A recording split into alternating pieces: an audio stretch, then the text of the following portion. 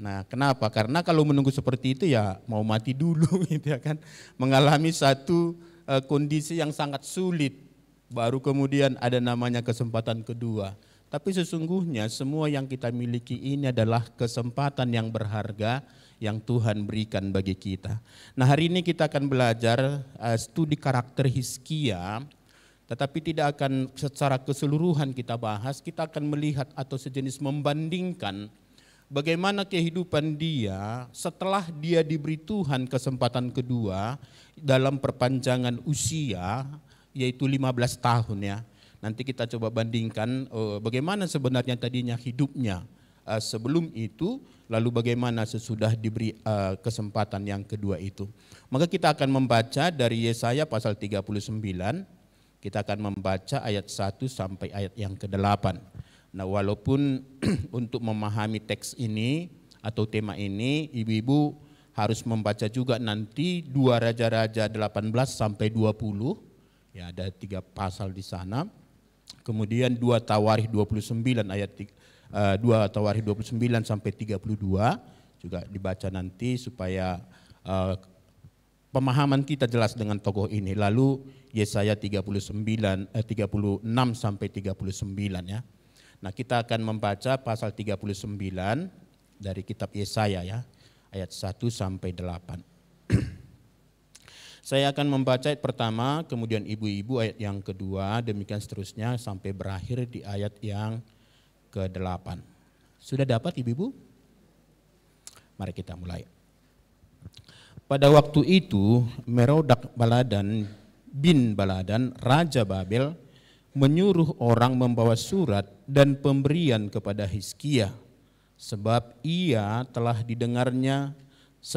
didengarnya bahwa Hizkia sakit tadinya dan sudah kuat kembali. Ayat 2.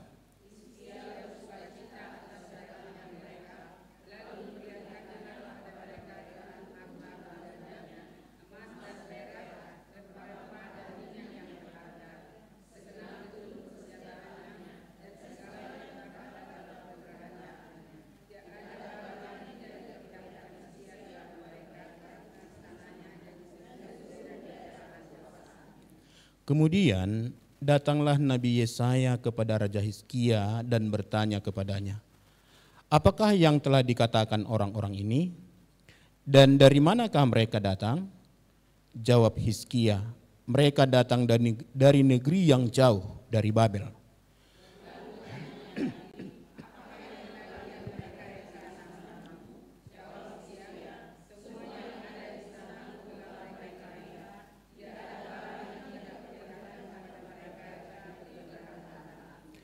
Lalu Yesaya berkata kepada Hizkia, dengarkanlah firman Tuhan semesta alam.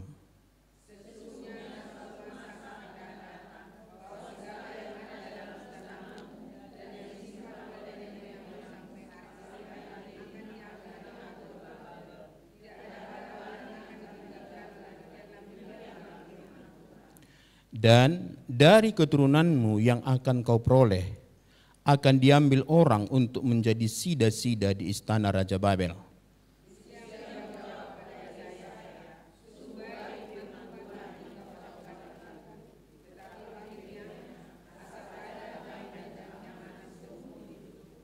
Baik, ibu-ibu yang dikasihi Tuhan, nah kalau kita baca pasal 39 ini, di dalam perpanjangan usia daripada Hizkia ini, apa kira-kira kesan kita ya? Ya, dalam bacaan itu tadi. Apakah ini happy ending atau bukan? Kira-kira gitu ya kan.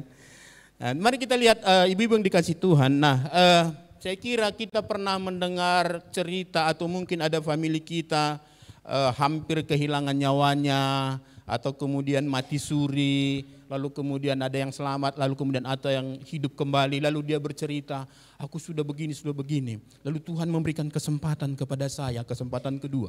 Nah lalu kemudian kita lihat bagaimana hidupnya setelah peristiwa itu. Nah ini menjadi penting ibu-ibu yang dikasih Tuhan, seringkali orang mengatakan aku diberi Tuhan kesempatan kedua. Nah, tetapi sekali lagi seperti yang saya katakan di awal tadi, tidak berarti bahwa kalau kehidupan kita ini normal lalu kita tidak menghargainya. Bukan itu juga maksudnya. Mari kita lihat bahwa kehidupan kita ini sesungguhnya adalah anugerah Allah. Kita menjalani kesempatan yang disebut dengan kairos, yang hanya datang satu kali dan tidak akan terulang kembali. Maka di sana perlu kita mengisi hari-hari itu dengan baik. Nah, Raja Hizkia adalah contoh orang yang benar-benar mengalami kesempatan kedua. Ya, itu jelas sekali Alkitab mencatat itu. Nah, kalau kita baca dalam Yesaya 38, kita membaca bahwa ia tadinya sakit. Dan lalu kemudian Yesaya datang atas perintah Tuhan lalu mengatakan, kamu akan mati. Lalu kemudian Hizkia berdoa, menghadap ke dinding, ke tembok, berdoa menangis. Lalu kemudian Tuhan katakan kepada Yesaya yang masih dekat di situ, katakan, kembali lagi, bilang sama dia bahwa dia akan sembuh. Sampai dia kemudian meminta tanda. Nah, namun kisah 15 tahun terakhir hidupnya, ini mari kita lihat apa sebenarnya yang perlu kita pelajari di sana. Nah, pelajaran itu bisa dicontoh, bisa justru tidak dicontoh, kan kira-kira gitu ya kan. Kalau itu bersifat positif tentu kita contoh. Tapi kalau itu negatif itu menjadi pelajaran yang tidak boleh kita contoh. Ya, jadi jangan mengulangi lagi kalau itu sesuatu yang salah. Nama Hizkia itu berarti bahwa Tuhan atau Yahweh adalah kekuatanku. Dan memang kita lihat nanti dalam perjalanan hidupnya di awal itu sedemikian hebat melakukan reformasi di tengah-tengah bangsa Israel itu. Dan itu semua dia lakukan oleh karena dia mengandalkan Tuhan. Benar-benar dia merasa bahwa Tuhanlah yang membuat itu semua berhasil. Bahkan sampai dia lintas negara. Nah, kita ingat waktu itu bahwa kerajaan Israel itu sudah terbagi dua. Nah, maka ada namanya kerajaan Israel Utara, ibu kotanya Samaria, lalu kerajaan Israel Selatan yang dikenal dengan Yehuda, ibu kotanya Yerusalem. Sampai dia mengadakan reformasi dan dia mengundang orang-orang yang ada di sana di kerajaan utara itu untuk datang kembali merayakan Paskah dan perayaan roti tidak beragi di Yerusalem. Hizkia tahu bahwa kerajaan utara itu dari awal memang sudah menyembah berhala. Kita ingat itu ya, Yerobeam membuat dua patung itu, satu di selatan, satu di utara, supaya orang-orang yang di 10 marga itu jangan kembali lagi ke Yerusalem. Dengan pemikiran kalau mereka nanti beribadah di sana, lama-lama menjadi balik juga itu nanti menjadi kerajaan Yehuda meninggalkan kami. Nah, dari awalnya kerajaan itu sudah memang hidup dalam penyembahan berhala. Tapi dalam zaman Hizkia ini sampai disuruh itu orang-orang yang tangkas itu membawa berita supaya orang-orang yang ada di kerajaan utara itu datang beribadah kepada Allah yang benar yang telah membawa mereka keluar dari Mesir itu. Tapi apa yang dilakukan oleh Hizkia itu memang diketahui oleh orang-orang yang di utara itu. Tapi dia sudah melakukan hal yang luar biasa. Nah, Hizkia adalah anak Raja Ahaz. Kalau kita baca nanti dalam 2 Raja-Raja 18 ayat 1 itu, dia anak Ahaz. Lalu siapa Ahaz ini? Dia bukan raja yang baik. Nanti kalau baca pasal 16, 2 Raja-Raja pasal 16 ayat 1 sampai 3, Raja Ahaz ini bukanlah raja yang baik.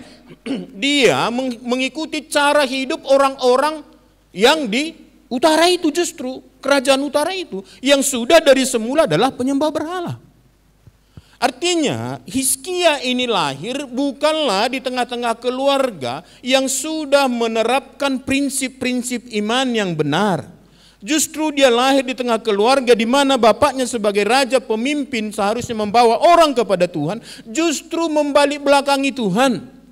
Tetapi kita lihat, saya kira di sini anugerah Allah yang luar biasa yang kemudian juga diresponi oleh Hizkia sehingga dia mengadakan reformasi yang luar biasa. Nah, kalau kita lihat nanti dalam 2 Raja-Raja itu dijelaskan, 18 itu dijelaskan bahwa Hizkia ini memerintah selama 29 tahun. Dan dia memerintah pada usia 25 tahun. Coba kita bayangkan ya, masih baru pemuda-pemula kira-kira begitu ya kan.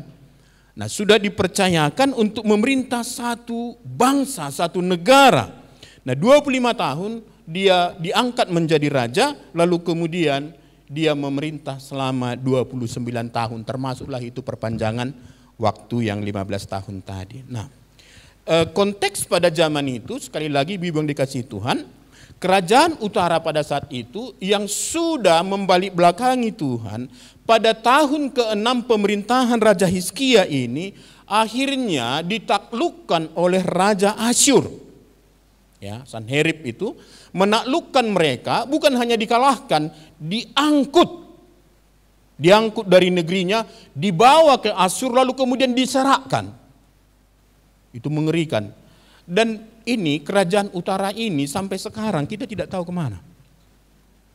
Ya, setelah diangkut, ada yang tinggal di situ hanya sisa-sisa, tapi diangkut mereka diserahkan menjadi pekerja-pekerja. Biasalah sebagai orang yang ditaklukan ya kan, menjadi budak.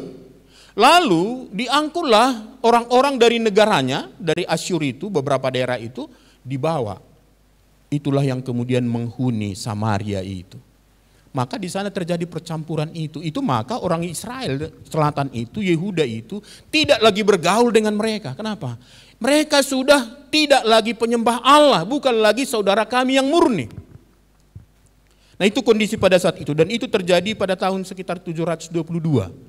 Nanti Israel selatan itu dibuang pada tahun 586. Nah, Israel utara sudah duluan dibuang. Oleh kenapa? Oleh karena kebandalan mereka, oleh karena mereka tidak mau mendengarkan Tuhan. Maka apa yang terjadi? Kalau Israel utara itu sekarang diinvasi oleh Asyur, maka ada ancaman besar sekarang bagi kerajaan selatan. Yehuda, bisa kita pahami ya. Kalau kerajaan utara itu kan sahabat mereka, tetangga mereka. Ini sekarang sudah dikalahkan. Berarti sekarang kerajaan Yehuda itu menghadapi tantangan, menghadapi ancaman dari Raja Asyur itu. Nah, jadi itulah kondisi pada saat itu secara politik, tapi kemudian secara rohani seperti yang saya bilang tadi, warisan dari ayahnya Ahaz itu membuat bangsa itu sangat-sangat merosot di dalam iman mereka. Situ bait Allah sudah diabaikan. Imam-imam tidak lagi melayani dengan sungguh-sungguh. Maka nanti ada pengaturan-pengaturan lagi yang dilakukan oleh Hizkia. Ibadah kepada Allah itu sudah hampir hilang pada saat itu. Nah, inilah kondisi yang dihadapi oleh Hizkia. Nah, sekarang kita lihat, kita hubungkan dengan topik kita ini, studi karakter Hizkia ini dengan subpoinnya adalah kesempatan kedua. Nah, bagaimana kita melihat di sini kesempatan kedua itu, bagaimana harusnya kita menghidupinya? Setelah dia sakit lalu sembuh, diberikan Tuhan perpanjangan waktu 15 tahun, apa yang kemudian terjadi dalam kehidupan Hizkia? Nah, yang pertama mari kita lihat ibu-ibu yang dikasihi Tuhan, dari topik kita ini, kita harus menghargai hidup sebagai anugerah dan milik Tuhan. Nah, dalam Yesaya 38 ayat 1 sampai 5, ketika Tuhan memberikan kesembuhan itu, berarti itu adalah anugerah. Itu anugerah yang sungguh-sungguh luar biasa, bisa dikatakan anugerah ekstra, kira-kira begitu ya kan. Kenapa? Karena sebelumnya sudah katakan dia akan mati. Ya, sudah divonis. Tapi oleh karena doanya, lalu Tuhan berbelas kasihan, lalu kemudian diberi kesempatan. Maka kita mengerti bahwa Allah sekarang memberikan kesempatan kedua, maka haruslah itu dihargai sebagai anugerah dan milik Tuhan. Berarti kalau begitu kita harus kemudian mengembalikan itu sepanjang umur kita itu yang diberikan Tuhan itu untuk mengagungkan Tuhan, memuliakan Tuhan, melayani Tuhan, melayani sesama. Bagaimana kita menampilkan hidup sebagai orang yang sudah diberi anugerah itu. Nah, kita lihat sebelumnya, sebelum ia sakit, Hizkia hidup benar di hadapan Tuhan sejak awal pemerintahannya. Nah, itu dicatat dalam 2 Raja-Raja 18 ayat 3 sampai 6 itu. Dari awal Hizkia itu setelah dia diangkat menjadi raja, dia ditahbis menjadi raja, dia memang benar-benar hidup di hadapan Tuhan dengan tidak bercela. Itu bahasa yang dipakai untuk orang-orang yang sungguh-sungguh mengabdikan diri kepada Tuhan. Lalu ia melakukan reformasi besar-besaran. Ia menghancurkan bukit pengorbanan, memulihkan ibadah di Bait Allah. Nah, ini nanti bisa kita lihat dalam 2 Tawarikh 29. Ya, jadi 3 bagian firman Tuhan yang saya katakan tadi itu perlu kita baca. Ya, 2 Tawarikh, lalu kemudian 2 Raja-Raja, lalu kitab Yesaya ya. Hizkia juga kemudian fokus pada pelayanan rohani bangsanya. memulihkan ibadah di bait Allah itu. Nah sebenarnya ini harusnya tugas imam ya kan. Tugas imam. Tetapi nampaknya oleh karena tekanan politik sehingga dan mungkin dihalang-halangi raja yang sebelumnya sehingga tidak terjadi. Maka sekarang Hizkia dengan pengertian dengan apa yang dikatakan Tuhan lewat perintah Taurat itu, mereka harus beribadah kembali kepada Tuhan. Maka Hizkia memfokuskan diri kepada hal-hal rohani. Jadi dia mengadakan reformasi secara rohani, tapi juga kemudian mengadakan pembangunan. Kita ingat ada terowongan air yang dia bangun ya kan.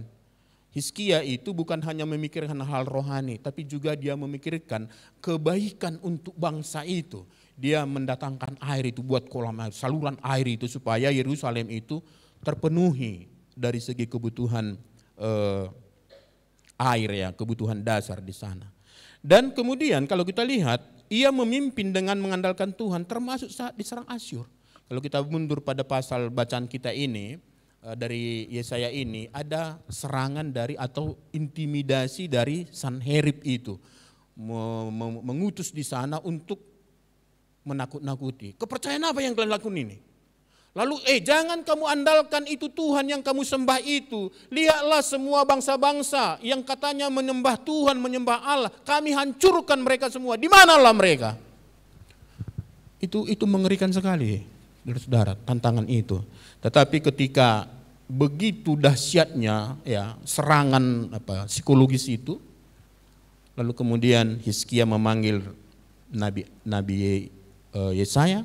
Dan Yesaya menyampaikan firman Tuhan. Lalu ada jaminan bahwa mereka akan keluar dari situ. Dia datang ke bait Allah berdoa sungguh-sungguh di hadapan Tuhan. Nah kita lihat satu kehidupan yang luar biasa. Bahkan sebenarnya di zaman Hizkia lah kemudian, ingat dulu waktu di padang gurun ya, ada tiang untuk ular tembaga itu. Itu masih dibawa sampai ke sana di zaman Hizkia. Maka di zaman Hizkia lah itu kemudian dihancurkan. Kenapa? Akhirnya orang menyembah itu. Namanya apa namanya itu? Ular tedung itu untuk apa tiangnya itu apa namanya tiang ular tedung? Kalau dibuat kuis apa jawabnya? Nehustan ya. Nehustan. Enggak, sekolah minggu dipelajari dulu ya. Oh udah lupa ya, udah opung-opung ya kan, udah cucunya yang sekolah minggu ya. Itu Nehustan namanya. Itu dihancurkannya di sana. Bayangkan itu sebenarnya kan satu pengalaman bangsa itu sebagai simbol penyelamatan mereka pada saat itu. Kenapa dihancurkan? Orang bisa juga marah loh. Itu kan dari Tuhan. Tapi Hizkia melihat ada kemudian penyimpangan besar di sana. Mereka menyembah itu. Maka dihancurkannya. Lalu setelah dia mengalami sakit itu kita lihat ya bagaimana kehidupannya. Pada saat ia sakit, ia sadar hidupnya benar-benar ada di tangan Tuhan. Kematiannya sudah dekat, sudah diumumkan Nabi Yesaya. Tetapi kemudian dia dengan rendah hati datang kepada Tuhan. Dia menunjukkan kesadaran bahwa hanya Tuhanlah yang berkuasa untuk memberikan kesembuhan bagi dia. Maka dia berdoa. Berikut nanti kemudian baru datang usulan dari Nabi Yesaya kan, ambillah kue ara itu katanya kan, tempelkan ke situ. Dia sakitnya sakit barah ya kan gitu ya. Mungkin bukan barah biasa. Kok bisa sampai mau bikin mati kira-kira gitu ya kan. Nah, tapi dia datang tidak duluan dia cari obatnya. Dia tidak cari duluan siapa yang tabib yang bisa menyembuhkan. Dia datang kepada Tuhan merendahkan diri, mohon hikmat, mohon pertolongan, mohon anugerah dari Tuhan. Saya kira kita sudah seringkali diajarkan seperti ini di sini ya kan. Kalau sakit jangan langsung dipikirkan apa obatnya. Dokter siapa yang biasa? Enggak, pertama kemana? Berdoa, bersujud di hadapan Tuhan, minta hikmat dari Tuhan. Apakah harus ke dokter? Tanya Tuhan, kan kira-kira gitu ya. Kalau Tuhan katakan ke dokter. Tapi kalau Tuhan katakan enggak usah. Nah, setelah ke dokter mana? Kan tanya lagi kan? Lalu kasih obat. Sebelum makan obat gimana? Berdoa. Kan gitu kan? Itu yang kita pelajari, hal-hal sederhana. Dan kita pelajari itu dari kehidupan Hizkia ini. Nah sesudah ia sembuh, nah sayang sekali ibu-ibu yang dikasihi Tuhan. ia tidak sepenuhnya lagi menggunakan 15 tahun tambahan itu untuk tujuan rohani. Kita lihat tadi bacaan ini. Ketika utusan dari Babel itu datang, apa yang dilakukannya? Pamer gitu loh. Pamer. Harusnya itu momen berharga yang harusnya dipakai untuk kembali mengadakan, kalau bahasa kita sekarang, penginjilan gitu loh. Loh, kok bisa Pak Hizkia kok bisa sembuh? Obat apa yang dipakai? Dari mana dibeli? Oh bukan, ini dari Tuhan kami. Aku berdoa waktu itu lalu mujizat Tuhan terjadi. Aku sembuh, bahkan diberi pertambahan waktu dengan jelas 15 tahun. Nah, ada sesuatu yang berubah di dalam diri Hizkia ini. Berbeda sekali. Kalau dulu dia sedemikian masif mengadakan reformasi itu, sekarang ketika datang utusan itu tidak diceritakannya. Justru dia menunjukkan kehebatannya. Menunjukkan bahwa kami sekarang aman. Itu kalau dia punya harta kan, karena berarti aman negerinya kan. Bisa mereka bertani, bisa menggembala, ada hasilnya, lalu kemudian bisa dikumpulkan, dipamerkan itu. Seolah-olah dia sekarang siapa dulu dong? Kira-kira gitu kan. Hizkia. Nah, jadi sayang sekali ya, dia tidak menggunakan waktu itu untuk tujuan rohani. Ia menjadi lebih fokus pada kemakmuran dan harta. Lalu ya, memamerkan itu berarti sebuah tindakan yang kemudian ditegur sebenarnya oleh Nabi Yesaya, dan dinubuatkanlah itulah menjadi bumerang. Akhirnya kerajaan ini Yehuda itu akan dibuang. Ya, akan dibuang. Nah, jadi ibu-ibu yang dikasihi Tuhan, kesempatan kedua harus kita pakai, atau usia yang diberikan Tuhan bagi kita sekarang ini harus kita pakai untuk menguatkan misi rohani kita. Kalau Tuhan masih memberikan kesempatan kepada kita, bukan sekedar untuk menikmati hidup ini, bukan sekedar untuk bermain dengan cucu, jalan-jalan healing-healing ya kan. Hati-hati yang healing-healing ya, jangan sampai hilang ya kan gitu kita. Iya. Iya, hati-hati kita ya. Nah, jadi harus kita pakai kesempatan ini. Jadi bukan sekedar mengumpulkan prestasi atau harta, bukan juga pamer-pamer ya. Jadi kita lihat bagaimana kalau Tuhan berikan kepada kita harta itu, apakah memang untuk kita pamerkan? Enggak, ibu-ibu. Enggak. Oke, jadi di dalam Mazmur 90 ayat 12 dikatakan, ajarlah kami menghitung hari-hari kami sedemikian hingga kami beroleh hati yang bijaksana. Ibu-ibu ya, jadi bersyukurlah kita diberi usia sampai hari ini, berarti ada misi. Ada seorang teman mengatakan, pekerjaan utama kita di dunia ini adalah memberitakan Injil. Profesi kita itu yang kita geluti saat ini hanya sarana. Ya, jadi ada yang menjadi guru, ada yang menjadi dokter, segala macam itu hanya sarana. Tugas utama kita adalah memberitakan Injil. Ya ibu-ibu ya, jadi dengan usia yang ada kita pakailah itu. Yang kedua kita lihat di sini pelajaran yang penting bagi kita dari Hizkia ini. Nah, kita harus mempertanggungjawabkan segala sesuatu yang ada pada kita kepada Tuhan. Ya, nanti kita baca dalam bacaan kita tadi, ya dipamerkan di sana, ini satu-satu hal yang salah ya kan. Apa yang Tuhan berikan itu adalah anugerah ya kan.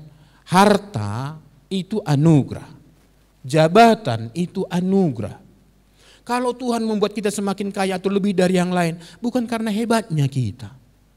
Jujur aja, kadang-kadang yang lain lebih taat kepada Tuhan dari kita. Tapi kenapa mereka tidak diberkati lebih dari kita? Atau kita justru jauh lebih berharga, lebih hebat harta kita dari mereka? Nah, ini yang kita miliki, ini adalah anugerah dari Tuhan. Maka seharusnya ibu yang dikasihi Tuhan, orang yang semakin diberkati Tuhan, harusnya semakin rendah hati. Kalau bahasa Batak bilang kira-kira gini, Tuhan tung nasopatut dunia nau manjalui sude. Sebenarnya Tuhan, aku tidak layak menerima itu. Tetapi sedemikian baik Engkau, harusnya membuat kita rendah hati. Bukan justru kemudian pongah seperti yang dilakukan oleh Hizkia ini, pamer-pamer. Enggak ya kan. Nah, jadi sebelum Hizkia sakit, kita lihat di sini ya. Hizkia itu benar-benar mempertanggungjawabkan pemerintahannya dengan keberhasilan rohani dan kemenangan militer yang Tuhan berikan. Ya, nama baiknya itu diakui sebagai raja yang setia. Jadi setelah Daud itu kan raja Israel ya, itu sebelum negara itu pecah. Daudlah kemudian dikatakan yang paling hebat di dalam imannya. Tapi untuk kerajaan Yehuda, itu berarti setelah mereka terbagi dua, itu julukan itu diberikan kepada Hizkia. Ya. Nama baiknya diakui sebagai raja yang setia, nanti bisa dibaca dalam 2 Raja-Raja 18 ayat 5. Ya. Lalu kita lihat di sini, sebelum dia sakit, ia menggunakan harta kekayaannya untuk kemuliaan Tuhan. Apa yang dilakukannya? Dia kemudian memperbaiki atau apa istilahnya itu, mentahirkan bait Allah itu. Ada enggak dana yang dibutuhkan? Ada. Lalu waktu mereka mengadakan Paskah dan roti tidak beragi, dia mempersembahkan banyak sekali korban di sana. Dalam 2 Tawarikh 30 ayat 24a dikatakan, sebab Hizkia, Raja Yehuda, telah menyumbangkan kepada jemaah 1.000 ekor lembu jantan dan 7.000 kambing domba. Hartanya itu, kekayaannya itu dipakai untuk kemuliaan Tuhan sebagai korban persembahan dan juga untuk umatnya. Jadi umatnya juga tertolong di situ. Lalu waktu mereka mengadakan korban bakaran, itu kan di Israel itu ada korban bakarannya. Korban pagi, petang itu ada. Kalau kita baca dalam 2 Tawarikh 31 ayat 3 ya, dikatakan raja memberi sumbangan dari harta miliknya untuk korban bakaran, yakni korban bakaran pada waktu pagi dan pada waktu petang, korban bakaran pada hari-hari Sabat dan pada bulan-bulan baru dan pada hari raya yang semuanya tertulis dalam Taurat Tuhan. Jadi dia sekarang memberikan harta miliknya itu untuk kemuliaan Tuhan. Sehingga peribadahan di dalam bangsa itu tetap terjadi, baik yang hari-hari raya itu maupun alam yang rutin setiap hari diberikan. Nah sekarang kalau kita misalnya tanya, ibu-ibu uangnya pakai kemana? Hartanya pakai kemana? Pamer kah? Atau untuk perkara-perkara rohani tadi, untuk mendukung pekerjaan Tuhan, untuk kebaikan pelayanan, untuk kemajuan pemberitaan Injil. Nah, bagaimana kehidupannya setelah dia sembuh? Nah, seperti yang sudah kita bahas tadi. Ketika utusan Babel datang, Hizkia menunjukkan semua kekayaannya. Ia lupa bahwa semua itu adalah titipan Tuhan dan bukan untuk dipamerkan. Jadi kalau ibu-ibu pakai ke pesta, pakai perhiasan, pakailah memang hanya untuk perhiasan, bukan untuk pamer. Ya. Kalau pakai baju, pakailah memang selayaknya, bukan untuk pamer. Mari kita kikis kesombongan itu dari dalam diri kita. Enggak gampang loh ibu-ibu. Enggak gampang. Awalnya memang kebanggaan, tapi lama-lama bisa jadi kesombongan. Hati-hati kita di sana. Nah, jadi masa tambahan usia ini, nah kita lihat di sana, ya, satu sisi dia masih tetap mempertahankan ibadah kepada Tuhan dan dia tetap menjaga kestabilan kerajaannya. Namun kemudian ia kurang memperhatikan masa depan rohani bangsanya, ya. Bahkan meremehkan nubuat penghukuman yang disampaikan oleh Nabi Yesaya. Nah, ibu-ibu kalau baca tadi ayat yang ke-8 itu, setelah Yesaya menyampaikan ancaman itu bahwa akan dibuang, nah ini mengenyuhkan hati sebenarnya. Ayat 8, Hizkia menjawab kepada Yesaya, sungguh baik firman Tuhan yang kau ungkapkan itu. Dibuang baik.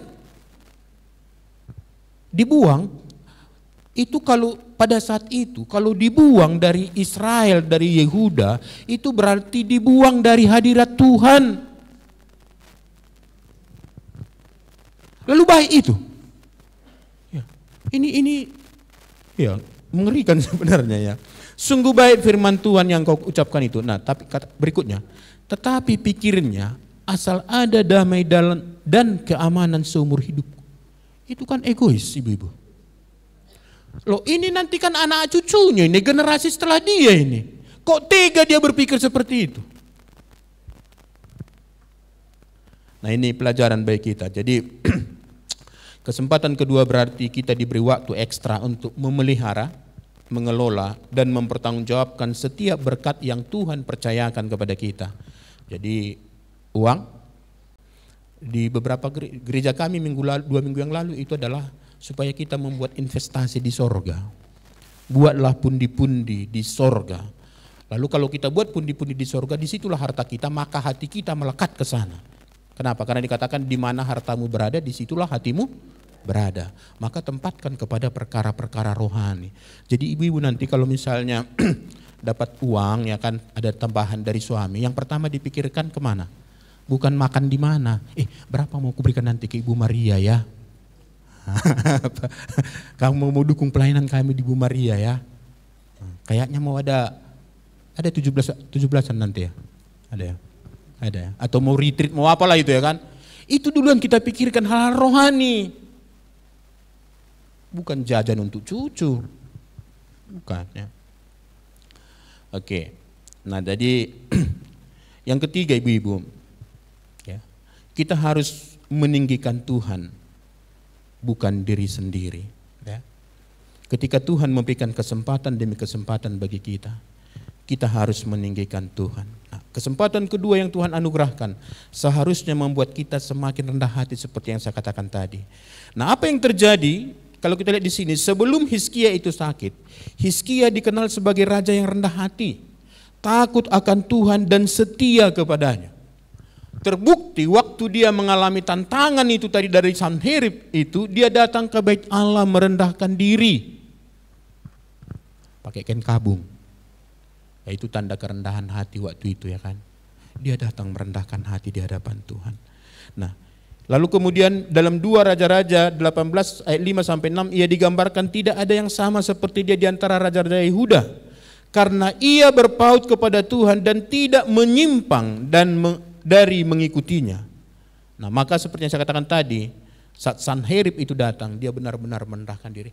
Ini satu sosok yang ideal pada awalnya, seorang raja yang didambakan. Bangga sekali bangsa itu pada saat itu. Nah, tapi apa yang terjadi sesudah ia sembuh? Ia jatuh ke dalam kesombongan. 2 Tawarikh 32 mencatat itu, ayat 25 dikatakan. Tetapi Hizkia tidak berterima kasih atas kebaikan yang ditunjukkan kepadanya, karena ia menjadi angkuh. Ini Alkitab mencatat loh ibu-ibu. Ya. Itu setelah dia sembuh. Nanti kalau lihat di sini, ya itu dia sudah sembuh. Lalu kemudian ini catatan yang diberikan oleh 2 Tawarikh. Ya. Tetapi Hizkia tidak berterima kasih atas kebaikan yang ditunjukkan kepadanya, karena ia menjadi angkuh sehingga ia dan Yehuda dan Yerusalem ditimpa murka. Jadi keangkuhan kita itu bisa berdampak kepada yang lain, ibu-ibu yang dikasihi Tuhan. Kesombongan kita bisa berdampak kepada orang lain. Ini kalau dia punya keturunan, generasi setelah dia kan nanti kena ya. Karena kesombongannya. Ini dicatat loh ibu-ibu. Raja yang awalnya itu sangat rendah hati, sekarang berbalik. Dan kesombongannya bukan cerita orang, dicatat di Alkitab. Mengerikan ini. Ya. Jangan sampai nanti dia ada kitab di sana dicatat kesombongan kita ya kan. Nah ampun itu pelayan di EPDPA yang sombong. Tambah lagi di belakang luar biasa gitu. Wah, itu mengerikan itu.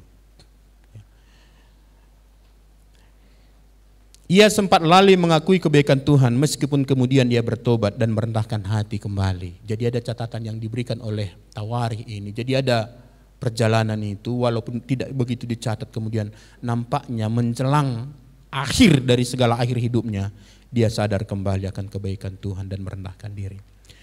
Ia memperlihatkan seluruh isi perbendaharannya kepada utusan Babel yang menjadi awal nubuat kehancuran Yerusalem. Sekali lagi ini bolak-balik dicatat di sini. Jadi ibu-ibu hati-hati, kalau diberikan anugerah itu hargailah dengan baik, pakailah dengan baik, dan harus semua untuk meninggikan Tuhan. Kadang-kadang begini ibu-ibu, waktu kita susah, kita begitu dekat dengan Tuhan, mengagungkan Tuhan. Lalu karena kita rendah hati, kita taat kepada Tuhan, diberkati. Lalu berkat ini kemudian mulai membelokkan hati kita dari Tuhan. Bahkan kita pun sudah kalau bahasa Batak bilang, pis si malolong name mereng dongan. Sombong dia, sepele melihat orang. Padahal semua ini kan casingnya ini, tampilan-tampilan luar ini. Harusnya manusia batiniah inilah yang kita pertahankan. Apa itu? Kerendahan hati itu. Bahkan saya baca tadi ayat 8 itu, dia bukan hanya mementingkan apa, dia bukan hanya sombong, tapi dia sangat egois. Mengerikan ini ibu-ibu yang dikasih Tuhan. Memang itu abang adik itu sombong dan egois, ya kan? Tahu yang mana yang paling tua? Enggak tahu ya. Jadi katanya abang adik itu, tapi enggak tahu yang mana yang lebih tua. Nanti kita tanya terombo mereka ya. Ya, jadi mari ibu-ibu yang dikasih Tuhan ya. Nah, yang ketiga nih sekali lagi, tinggikanlah Tuhan di dalam semua apa yang diberikan Tuhan, kesempatan, anugerah. Mari kita agungkan Tuhan ya kan. Walaupun tidak selalu kita katakan na gitu kan. Na. Pokoknya haleluya aku memuji Tuhan kan gitu kira-kira ya kan. Nah, yang keempat. Ya. Jadi ya sekali lagi di poin yang ketiga ini. Nah, Hizkia seharusnya menjadikan kunjungan Babel ya seperti saya katakan di awal tadi sebagai kesempatan untuk bersaksi tentang kuasa Tuhan yang menyembuhkan dan memberkatinya. Tetapi dia tidak melakukannya. Yang keempat. Nah, dalam kesempatan kedua atau kesempatan yang Tuhan berikan bagi kita harus mengabdikan hidup kita kepada Tuhan seolah-olah hari ini adalah hari yang terakhir.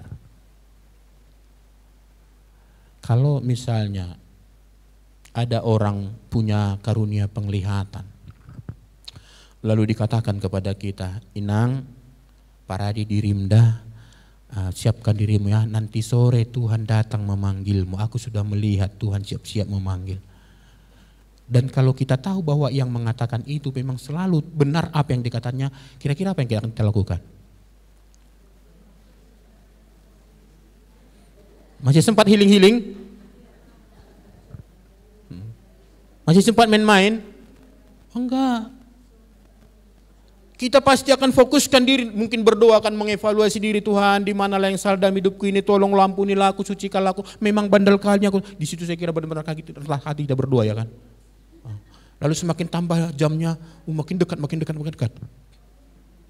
Nah, ini pikiran ini penting bagi kita di dalam mempersiapkan diri secara rohani. Mari ingat ibu-ibu, memang tidak ada di antara kita yang tahu kapan kita akan meninggal. Tapi pola pikir ini penting bagi kita supaya kita dengan ketat menjaga kehidupan rohani kita. Masalah kita kan seringkali masih adanya hari besok. Masih ada hari besok. Nah, sehingga longgar kita di dalam menjaga kehidupan kita. Nah, kalau kita lihat setelah nanti Hizkia itu sembuh, nah dalam nyanyiannya ya Hizkia berkata bahwa orang yang hidup harus memuji Tuhan dan menyatakan kesetiaannya. Seharusnya tambahan usia itu membuat ia semakin semangat memuji dan melayani Tuhan setiap hari, seolah itu adalah hari yang terakhir. Ya, saya nggak tahu apakah waktu itu Yesaya mengatakan setelah kamu sembuh ya, dan Tuhan berbelas kasihan diberikan lagi kepadamu 15 tahun tambahan waktu. Saya tidak tahu apakah disampaikan seperti itu, karena sejauh saya baca tidak begitu. Catatan Alkitab kemudian mengatakan lalu Tuhan menambahkan 15 tahun. Kadang-kadang kalau seandainya Tuhan memberikan statement seperti itu pada kita, kamu akan hidup sampai 100 tahun ya. Lalu kita cenderung ini memang ini kelemahan kita, longgar-longgar hidup kita di sini. Lalu setelah menjelang 100 tahun barulah ketat. Ingatlah apa yang dikatakan dulu dari kampung-kampung itu ya kan. Kalau bertuhan itu enggak perlu baik-baik, nanti cepat mati katanya. Pernah dengar itu ya kan? Nah, yang penting nanti waktu mau meninggal, ingatlah Tuhan Yesus, pasti kau selamat katanya. Tak tahu dari mana ajaran itu dulu ya. Dan anehnya banyak pula yang mengikuti. Nah, enggak, kita hari ini diajar, ingatlah seolah-olah hari ini adalah hari yang terakhir. Maka kalau beribadah bersyukurlah. Tuhan mau lihat sama Tuhan. Bersyukur kepadamu Tuhan, masih bisa aku beribadah, masih bisa aku bernyanyi, masih bisa aku berdoa, masih bisa aku dengarkan firman Tuhan. Anugerah ini benar-benar anugerah. Jadi jangan tunda ya untuk bertobat besok. Jadi yang belum masuk PA, ikutlah PA ya kan. Mana tahu ini hari terakhir ya kan. Mana tahu nanti ditanya, "Ai doh na jolo inang di Ibu Maria anggota PA," mana tahu ditanya, mana tahu ya kan. Paling tidak ada jawaban, iya ikutnya. Serius ini. Saya mau katakan begini Ibu-ibu, ya. Kalau ibu-ibu sungguh-sungguh mau bertumbuh dalam iman, itu harus masuk anggota kelompok kecil. Saya tidak yakin ibu-ibu mau jadi sekolah teologi lagi, tidak mungkin. Tapi seandainya pun sekolah teologi, tidak ada jaminan orang yang sekolah teologi kemudian juga bertumbuh. Tapi pengalaman saya dan pengalaman banyak orang, mereka bertumbuh jauh lebih baik di waktu mereka di kelompok kecil. Ini nanti lapor ke ketua kita atau kepada pembinaan, aku nggak tahan lagi, udah dengar khotbah amang ampun, mana tahu ini hari terakhir, pokoknya mulai besok aku ikut kelompok kecil, kan gitu kira-kira ya kan. Jangan lagi, itu apa ini besok masih panjang waktu, jangan gitu lagi pula pikirnya. Ya, anggaplah hari ini sebagai hari yang terakhir. Nah, yang terakhir ibu-ibu dari pelajaran ini, belajar dari Hizkia ini dengan kesempatan kedua, kita tidak boleh melewatkan kesempatan untuk membimbing generasi berikutnya. Kalau kita perhatikan ibu-ibu yang dikasih Tuhan, raja yang menggantikan Raja Hizkia ini adalah Manase. Manase itu adalah anak Hizkia yang memerintah waktu dia berumur 12 tahun. Tahu kira-kira maksudnya? Manase itu memerintah, dia kemudian menjadi pengganti ayahnya, itu waktu dia berumur 12 tahun. Itu berarti Manase lahir di perpanjangan waktu ini. Kan gitu kira-kira kan maksudnya kan? Manase itu lahir di dalam perpanjangan waktu yang 15 tahun ini. Lalu apa catatan Alkitab tentang Manase ini? Manase ini adalah raja yang sangat jahat. Berarti ada 12 tahun bagi Hizkia, taruhlah umur 1 tahun belum mengerti ya kan, tapi harusnya sudah didoakan itu dari awal ya kan. Ada waktu cukup panjang bagi Hizkia untuk mempersiapkan anaknya menjadi penerusnya yang takut akan Tuhan, yang rendah hati. Nah ini saya waktu perhatikan ini mengerikan saya rasa. Ya. Dan waktu zaman Manase ini tidak ada lagi ampun. Ya. Walaupun nanti ada lagi periode, tapi tetap dikatakan karena kejahatan Manase itu. Nanti ada lagi raja setelah itu, ada lagi Yosia ya kan. Dan juga yang sangat baik. Tapi raja yang jahat kemudian yang tidak kalah jahatnya itu adalah justru keturunan dari Hizkia sendiri. Jadi Hizkia itu diapit oleh 2 raja yang jahat ya. Bapaknya jahat, anaknya jahat. Harusnya dia belajar, dulu bapakku jahat begini. Saya rasa dia mengalami konflik batin waktu itu ketika melihat situasi itu. 25 tahun baru dia menjadi raja. Dia lihat bagaimana ayahnya memerintah. Maka dia berubah. Tetapi anehnya, kenapa waktu anaknya lahir dia tidak bina sungguh-sungguh. Nah, jadi coba kita lihat di sini. Waktu dia sebelum meninggal, Hizkia itu memiliki hati yang tulus bagi bangsanya. Ia memimpin reformasi secara rohani, artinya dia peduli sekali dengan kerohanian dari bangsa itu. Dan itu sangat tergantung dengan raja. Maka dia beri perintah kepada orang Lewi supaya itu tahirkan bait suci, atur kembali peribadahan, imam-imam itu diatur sedemikian, buat jadwalnya. Atur juga kemudian apa yang menjadi hak mereka. Nah, tapi kemudian ya sekali lagi Ibu, kita lihat tadi begitu hebat dia hancurkan tiang-tiang berhala itu. Tapi sayang sekali, waktu Manase hadir, dia tidak membina dengan sungguh-sungguh. Dan Manase itu memerintah jauh lebih lama dari dia, 55 tahun. Ya, saya rasa itu karena Tuhan berbelas kasihan ya kan, menunggu kapanlah bertobat Manase ini. Kapan Manase ini bertobat ya kan. Jadi ibu yang dikasih Tuhan, nah ini pelajaran penting bagi kita. Saya rasa kita sekarang diberi Tuhan anugerah kesempatan. Jangan lupa satu tugas yang penting untuk mempersiapkan generasi, apakah itu anak-anak kita, cucu-cucu kita yang takut akan Tuhan. Ya ibu-ibu ya. ceritanya ganti. Harus cerita tentang Tuhan Yesus. Kan kira-kira gitu ya kan. Gak usah lagi cerita-cerita TikTok apa segala macam gitu kan. Apa yang sekarang berseliweran di media sosial itu. Gantilah dengan nilai-nilai yang baru. Nah kita belajar di sini dari kehidupan Hizkia ini. Saya kira ini menjadi pelajaran penting sekali bagi kita. Jangan mengulangi kesalahan itu. Doakan anak-anak kita, doakan cucu-cucu kita ibu-ibu. Ya, supaya Tuhan berkenan menjamah mereka. Ya. Gak tahu kita masa depan mereka. Jangan-jangan Tuhan mempercayakan seorang pemimpin besar di tangan kita. Gak tahu kita. Maka selagi ada waktu, apakah ini kesempatan kedua, ketiga atau normal ini, mari kita pakai untuk menolong generasi setelah kita untuk taat kepada Tuhan. Amin ibu. Ya, jadi tanda kita serius di sini mulai dari doa. Masukkan nama peparan kita semua dalam doa kita. Setiap hari doakan mereka. Apakah bergilir hari ini nama si Anu, ini peparan si Anu atau karena kalau anaknya 7 kan pasti itu kan setiap hari 1 ya kan. Kan gitu kan. Cucu lalu kemudian lengkap dengan anak-anaknya lagi kan doakan gitu kan. Nah, kalau anaknya 13 gimana ya? Nah, pandai-pandailah di situ ya, aturlah ya kan. Nah, karena gitu kata orang Batak kan, meranak 10 pitu meranak berburu 10 ya kan. Ya diaturlah ya kan. Doa maksudnya jangan ada yang lepas dari doa kita. Jangan ada yang lepas dari doa kita ya. Lalu ada kesempatan sampaikan firman Tuhan. Atau dorong mereka mengikuti pelayanan-pelayanan yang bertanggung jawab. Ya, di sini di yayasan kita ini lengkap ibu-ibu. Ada untuk anak-anak. Dorong anak-anak kita. Ini laporan dari anak-anak itu sering kita menjadi kesulitan. Kenapa? Karena nggak didukung orang tuanya. Nggak diantar. Gimana anak-anak bisa jalan sampai berapa kilo ya kan? Atau sudah diantar tapi di rumah tidak kondusif situasinya. Di sini sudah diajari jangan cakap kotor ya. Di rumah yang keluar apa? Dari Simalingkar B keluar semua. Nah gimana? Jadi kita seperti apa ya bertolak belakang. Ada siswa remaja di sini.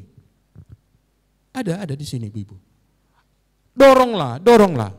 Ya, saya udah berapa kali saksikan ini. Dulu kami itu tinggal ada yang di Johor sana. Kami antar itu waktu kami pun di Simpang Limun, kami antar ke sini anak-anak kami, Kamis Gembira. Kami antar. Waktu mereka siswa kami antar ke sini. Nah, sekarang mereka sudah pelayan di sini. Ya, satu sudah di Jakarta, dulu pun waktu di sini dia pelayan. Saya selalu katakan, kalau anak-anak kita tidak melayani, dia tidak bertumbuh. Maka mari kita perjuangkan ini ibu yang dikasih Tuhan. Jadilah pembentuk generasi berikutnya. Mulai dengan doa, sampaikan firman Tuhan, atau kalau tidak mampu, pakailah metode yang dilakukan oleh Andreas ya kan, atau siapa itu yang bawa kemudian Simon Petrus kepada Tuhan Yesus. Gak ngerti-ngerti aku itu, pokoknya kau jumpalah. Nah, kira-kira gitu kan. Jumpailah itu ada hamba Tuhan di sana. Kau cakap-cakaplah sama dia dulu. Itu kita bawa mereka supaya mereka tertolong semua. Nah, kiranya pelajaran ini ibu yang dikasih Tuhan menolong kita. Ya, semakin hari semakin bermakna, bernilai kehidupan kita sebagai orang yang telah diselamatkan Tuhan. Banyak pelajaran dari Hizkia ini. Nah, mari kita ambil nilai-nilai positifnya, tetapi yang negatifnya kita tinggalkan. Tuhan memberkati, amin. Kita berdoa. Bapak, terima kasih kami boleh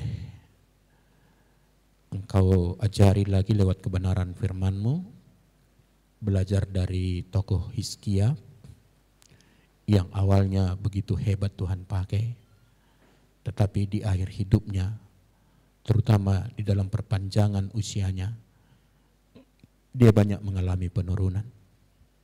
Tuhan, kami tidak mau mengulangi kesalahan yang sama. Kami justru ingin tetap konsisten di dalam iman kami. Sampai masa tua kami, bahkan sampai Tuhan memanggil kami tetap kedapatan setia kepada Tuhan. Maka biarlah Engkau menolong kami menghargai hidup ini sebagai anugerah yang sangat indah dari Tuhan.